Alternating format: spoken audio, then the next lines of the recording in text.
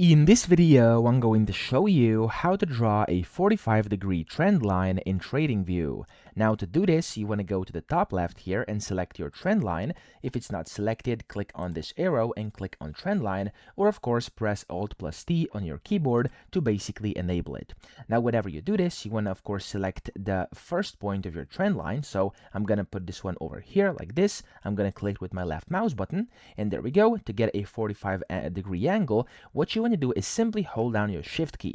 Now when you hold down your shift key on your keyboard, as you can see, it's going to go in a straight line. However, if you pan down with your mouse, it's going to go to a 45-degree angle, and it's going to be a perfect 45-degree angle. Then you can go to 90 and so on and so forth, basically in 45-degree intervals, okay? So if I go like this and then I click again while holding down shift, there we go, it's going to be a perfect 45-degree angle.